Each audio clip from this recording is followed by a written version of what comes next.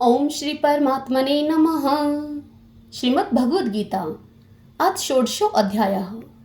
श्री भगवान बोले, हे अर्जुन, भय का सर्वथा अभाव, अंतःकरण की पूर्ण निर्मलता, तत्वज्ञान के लिए ध्यान योग में निरंतर दृढ़ स्थिति और सात्विक दान, इंद्रियों का दमन, भगवान, देवता और गुरुजनों की पूजा तथा अग्निहोत्र आदि उत्तम कर्मों का आचरण एवं वेद शास्त्रों का पठन पाठन तथा भगवान के नाम और गुणों का कीर्तन, सब धर्म पालन के लिए कष्ट सहन और शरीर तथा इंद्रियों के सहित अंतःकरण की सरलता, मन, वाणी और शरीर से किसी भी प्रकार किसी को कष्ट न देना, यथार्थ और प्रिय भाषण, अपना अपकार करने वाले पर भी क्रोध का न होना, कर्मों में कर्तापन के अभिमान का त्याग, अंतःकरण की उपरति अर्थात चित्त की चंचलता का अभाव, किसी की भी निंदा आदि न करना, सब भूत प्राणियों में हेतु रहित दया, इंद्रियों का विषयों के साथ संयोग होने पर भी उनमें आसक्ति का न होना,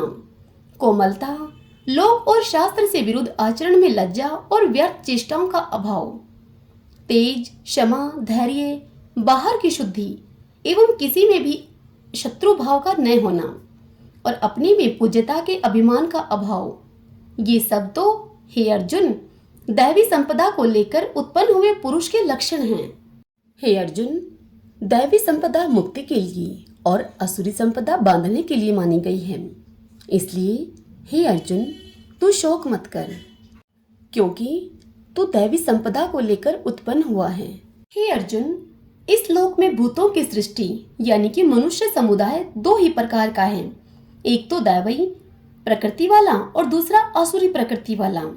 उनमें से दैवी प्रकृति वाला तो विस्तार पूर्वक कहा गया। अब तुम आसुरी प्रकृति वाले मनुष्य समुदाय को भी विस्तार पूर्वक से मुझसे सुन। आसुरी स्वभाव वाले मनुष्य प्रवृत्ति और निर्वृत्ति इन दोनों को ही नहीं जानते, इसलिए उनमें न तो बाहर भीतर की शुद्धि है, न श्रेष्ठ आचरण है और न सत्य भाषण ही है। वे आसुरी प्रकृति वाले मनुष्य कहा करते हैं कि जगत आश्रय रहित, सर्वथा असत्य और बिना ईश्वर के अपने आप केवल स्त्री पुरुष के संयोग से उत्पन्न है, अतएव केवल काम ही इसका कारण है, इसके सिवा और क्या है। इस मिथ्या ज्ञान को अवलंबन करके जिनका स्वभाव नष्ट हो गया है और जिनकी बुद्धि मंद है, वे सबका अपकार करने वाले क्रूर कर्मी मनुष्य केवल जगत के नाश के लिए ही समर्थ होते हैं। वे दंभ, मान और मद से युक्त मनुष्य किसी प्रकार भी पूर्ण न होने वाली कामनाओं का आश्रय लेकर अज्ञान से मिथ्या सिद्धांतों को ग्रहण करके और भ्रष्ट आचरणों को धारण करके संसार में विचरते हैं तथा वे मनुष्य मृत्यु पर्यंत रहने वाली असंख्य चिंताओं का आश्रय लेने वाले, विषय भोगों के भोगने में तत्पर रहने वाले और इतना ही सुख है इस प्रकार मानने वाले होते हैं। वे आशा की सैकड़ों फांसियों से बंधे हुए मनुष्य काम क्रोध के प्राण होकर विषय भोगों के लिए अन्याय पूर्वक धन आदि पदार्थों का संग्रह करने की चेष्टा करते हैं। वे सोचा करते हैं कि मैंने आज यह प्राप्त कर लिया है और अब इस मनोरथ को मैं प्राप्त कर लूंगा, मेरे पास यह इतना धन है और फिर यह हो जाएगा। वह शत्रु मेरे द्वारा मारा गया और उन दूसरे शत्रुओं को भी मैं मार डालूंगा।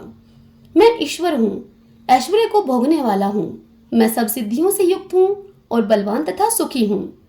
मैं बड़ा धनी और बड़े कुटुंब वाला हूँ, मेरे समान दूसरा कौन है। मैं यज्ञ करूंगा, दान दूंगा और आमोद प्रमोद करूंगा। इस प्रकार अज्ञान से मोहित रहने वाले तथा अनेक प्रकार से भ्रमित चित्त वाले मोहरूप जाला से समावर्त और विषय भोगों में अत्यंत आसक्त असुर लोग महान अपवित्र नरक में गिरते हैं।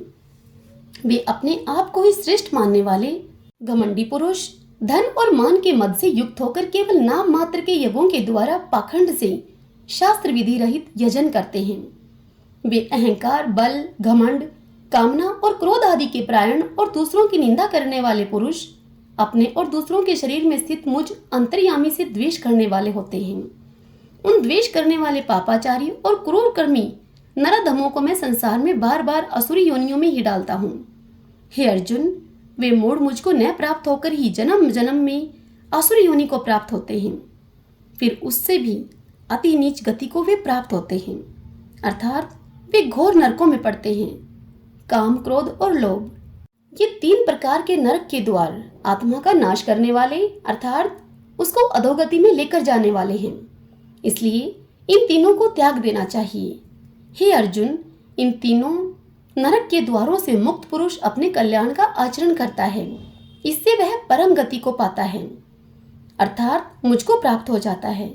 जो पुरुष शास्त्र विधि को त्याग कर अपनी इच्छा से मनमाना आचरण करता है वह न सिद्धि को प्राप्त होता है और न परम गति को, और न वह सुख को ही प्राप्त होता है। इससे तेरे लिए इस कर्तव्य और अकर्तव्य की व्यवस्था में शास्त्र ही प्रमाण है। ऐसा जानकर तू शास्त्र विधि से नियत कर्म ही करने योग्य है। हरि ओम तत्सत। ओम श्री परमात्मने नमः।